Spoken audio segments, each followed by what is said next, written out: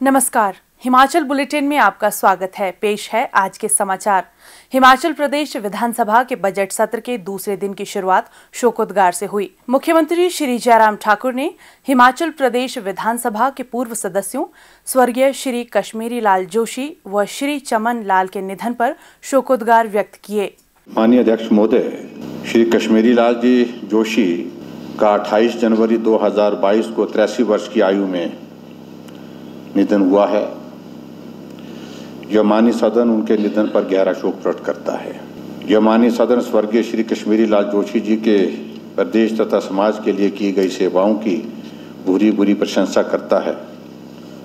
उनके निधन पर हार्दिक संवेदना व्यक्त करते हुए यह माननीय सदन ईश्वर से दिवंगत आत्मा की शांति तथा उनके परिवारजनों को इस असहनीय दुख को सहन करने की शक्ति प्रदान करने की प्रार्थना करता है। और इसी प्रकार से अध्यक्ष महोदय, मुझे इस माननीय सदन को यह भी सूचित करते हुए अत्यंत दुख हो रहा है कि स्वर्गीय श्री चमन लाल जी का 13 जनवरी 2022 को 77 वर्ष की आयु में निधन हो गया है।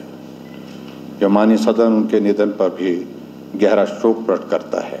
यह माननीय सदन स्वर्गीय श्री चमन लाल जी के प्रदेश तथा समाज के लिए की गई सेवाओं की भूरी प्रशंसा करता है और उनके निधन पर शोक प्रकट करता है। यह माननीय सदन ईश्वर से दिवंगत आत्मा की शांति तथा उनके परिवारजनों को इस असहनीय दुख को सहन करने की शक्ति प्रदान करने की प्रार्थना भी करता है। मुख्यमंत्री श्री जयराम ठाकुर ने आज विधानसभा सदन में औद्योगिक क्षेत्र बाथू टाहलीवाल जिला ऊना में पटाखा फैक्ट्री में हुए विस्फोट की घटना के संदर्भ में वक्तव्य दिया। माननीय अध्यक्ष महोदय, दिनांक 22 फरवरी 2022 को लगभग 10:15 पर तहसील हरोली ऊना के बाथरी के औद्योगिक क्षेत्र के अंतर्गत जय गुरुजी एंटरप्राइजेस नामक एक पटाखा फैक्ट्री के साथ स्थित शेड में धमाका होने के कारण आग लग गई थी, जिसमें 6 लोगों की मृत्यु हो गई थी तथा 14 घायल हैं, जिनमें से 10 गंभीर रूप से घायल हैं तथा इन्हें उपचार हेतु पीजीआई चंडीगढ़ भेज दिया गया है। मृतकों के परिजनों को फौरी राहत के तौर पर मुबलिक 50,000 रुपये प्रत्येक की राशि प्रदान की गई तथा गंभीर रूप से घायलों को मुबलिक 15,000 रुपये प्रत्येक की नकद राशि प्रदान की गई है।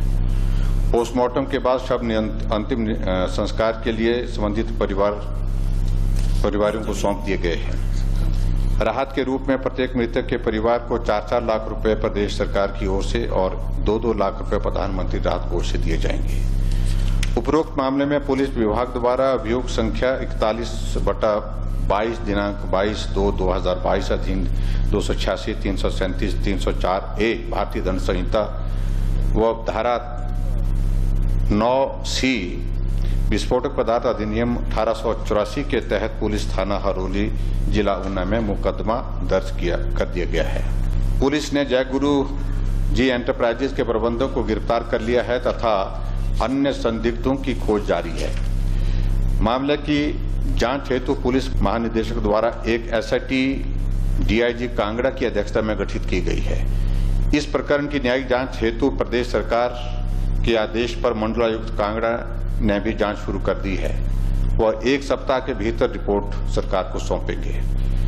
एक्सप्लोजिव एक्ट के प्रावधान के तहत जय गुरु जी एंटरप्राइजेस को सील कर दिया गया है तथा इस भवन में और भी एक्सप्लोजिव का भंडारण मिला है।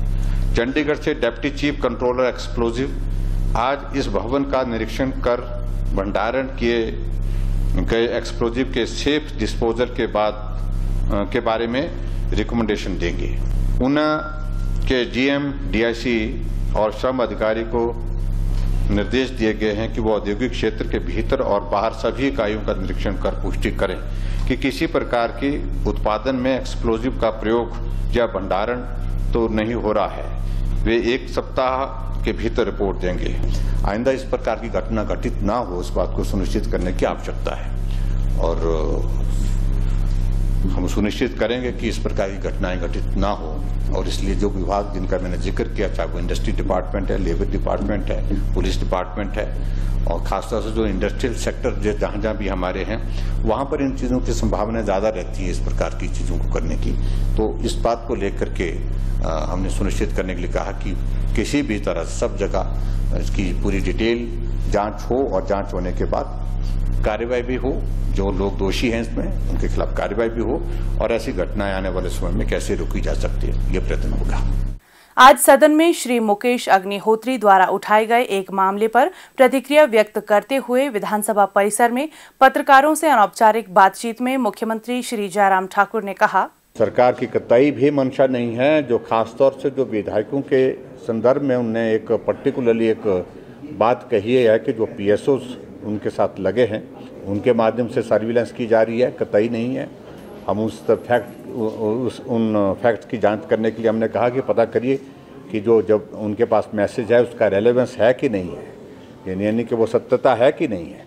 लेकिन इस प्रकार की सरकार की ओर से कम मैं स्पष्ट करना चाहता हूँ कि कोई भी ना आदेश है, ना निर्देश है, ना कोई इस तरह की हमारी मंशा है कि हम किसी विधायक की निजता को लेकर के कोई इस तरह से कि भाई वो कहाँ जा रहे हैं, कहाँ आ रहे हैं, इस सारी चीज़ की लेकर के कोई भी इस प्रकार की इन्फॉर्मेशन सरकार ने न मांगी है। पत्रकारों द्वारा डॉक्टरों की हड़ताल से संबंधित पूछे गए एक प्रश्न के उत्तर में मुख्यमंत्री ने कहा, आज हमारी बातचीत हुई है और उसमें हम किसी एक निष्कर्ष में पहुंचने की दिशा में आगे बढ़कर के काम करने के लिए तैयार हैं, और उनने कहा अपनी ओर से कह दिया है कि हम अपनी बात आपके सामने रखना चाहते थे, रख दी है बात। और उसके साथ में जो महत्वपूर्ण है उसमें एक दो विषय जिनका समाधान की दृष्टि से हमने कदम उठाने के लिए कमेटी कॉन्स्टिट्यूट करने के लिए सेक्रेटरी हेल्थ की अध्यक्षता में, और उस जिसमें डॉक्टर्स के भी नॉमिनीज होंगे, और वो आज ही हम नोटिफाई कर देंगे। और उसके साथ में जो उनका सीलिंग वाला इशू था उसमें बातचीत करने के बाद सार्थक दिशा में चीज़ें आगे बढ़ी हैं। यूक्रेन संकट के कारण वहां फंसे हिमाचल प्रदेश के लोगों को सकुशल वापस लाने संबंधी मुख्यमंत्री श्री जयराम ठाकुर का संदेश।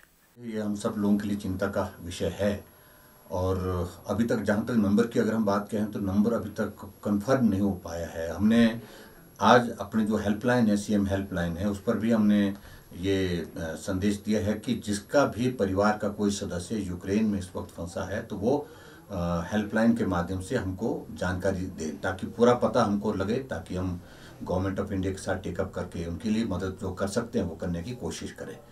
लेकिन जहां इस सारे विषय को लेकर के वहां हिमाचल के लोगों को सुरक्षित हिमाचल प्रदेश पहुंचाने के लिए, अपने देश में पहुंचाने के लिए बात कह रहे हैं, तो उसमें हमने आज भी बैठक की अपने अधिकारियों के साथ, और सारी डिटेल्स को वर्कआउट करने के साथ साथ में हमने सुनिश्चित किया कि हम केंद्र के साथ टेकअप करके, जो हमारी विदेश मंत्रालय है उनके साथ टेकअप करके हिमाचल के जितने भी बच्चे हैं, हिमाचल के जितने भी लोग वहाँ पर यूक्रेन में हैं, उनको सुरक्षित वापस ला सकें, ऐसा हम प्रयत्न कर रहे हैं। अभी तो इस सारे मामले को लेकर के चीफ सेक्रेटरी को ही मैंने कहा कि आप व्यक्तिगत रूप से इस सारे मामले को देखिए, और ऐसे में मैं इस बात को भी कह रहा हूँ कि हमने सीएम हेल्पलाइन के माध्यम से भी पूरे एक संदेश दिया है। आज हमने ट्वीट भी किया है, सोशल मीडिया में भी इसकी जानकारी दी है कि जो भी परिवार का कोई सदस्य हिमाचल का रहने वाला और यूक्रेन में कहीं फंसा है और उनके परिवार के लोग अगर हम तक वो जानकारी पहुंचा दें तो हमको सुविधा रहेगी केंद्र सरकार के साथ उस सारे विषय को पहुंचाने के लिए, उठाने के लिए।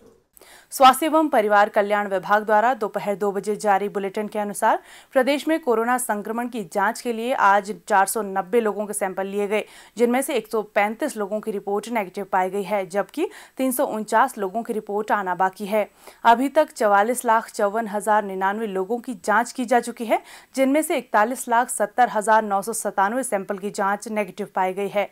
प्रदेश में कुल 2,82,743 लोगों में कोरोना वायरस के संक्रमण की पुष्टि हुई है, जिनमें से 2,77,318 लोग इस बीमारी से ठीक हो चुके हैं और 1,311 व्यक्ति उपचाराधीन हैं। हिमाचल बुलेटिन देखने के लिए सब्सक्राइब करें YouTube channel IPR Himachal, follow करें ट्विटर @DPRHP, लाइक करें Facebook page information and public relations department Himachal Pradesh, visit करें वेबसाइट www.himachalpr.gov.in। इस अंक में इतना ही, कल फिर होगी मुलाकात। दीजिए इजाजत, नमस्कार।